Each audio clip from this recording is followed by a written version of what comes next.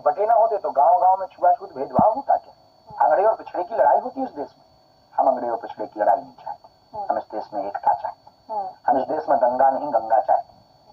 लेकिन जब आप ये बात कहते हैं, क्योंकि अब जिस तरह का माहौल है, आप मानते हैं कि 2014 के बाद आप ऐसी पदयात्रा निकाल सकते से पहले, मतलब 2014 से पहले से पदयात्रा आप निकाल सकते थे, या आप उसके पहले 2014 के पहले हमारी अवस्था केवल 10-12 साल की थी, तो हमने सोचा नहीं था। वर्तमान हमको ये लग रहा है कि जीवन भर हम करेंगे, छोटी करें बड़ी करें। लेकिन आप बिहार भी गए, बिहार भी चुनाव 5 महीने पहले गए, वहां पर तो बहुत ये हो रहा है, भूमिहार हमें वोट दीजिए, यादव हमें वोट दीजिए, वहीं एकजुट नहीं है, तो कहीं पे हम इसके पक्ष में नहीं है। हम चाहते हैं कि आप देश के लिए वोट दीजिए। तो आप ये भी अपनी पदयात्रा के माध्यम से कहेंगे कि देश के लिए वोट दीजिए? नहीं, हम इसलिए हैं क्योंकि हम राजनेता नहीं है किसी पार्टी के। किसको पसंद करते हैं आप? अगर एक देश के नागरिक तो है, अगर मैं पार्टी की पसंद पूछूं तो आप किसको पसंद करते हैं? बजरंगबली को। देश की पार्टी? राम जी की। आपको लगता है देश में राम राज्य है? हो जाएगा। कब? परिवर्तन के साथ धीरे धीरे। कैसा परिवर्तन? विचारों का परिवर्तन।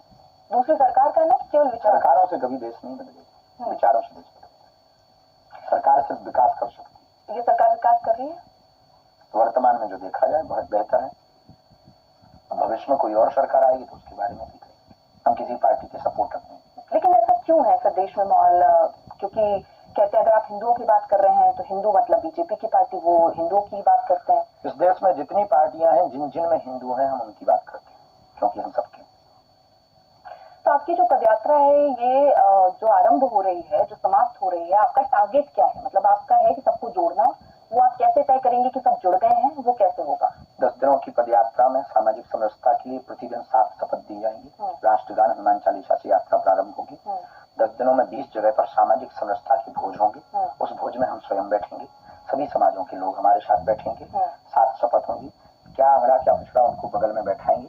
हमारे संत महापुरुष भी साथ में रोड पर बैठेंगे, सड़क पर बैठ करके चाय पी करके नारा देंगे कि हम सब हिंदू भाई भाई। जल पीकर, गंगा जल पीकर, चाय पीकर, प्रसाद पाकर, किसी के घर भोजन खाकर, तो वो छुआछूत भेदभाव का जो गांव गांव में कुरीति है, उस कुरीति पर प्रहार करेंगे।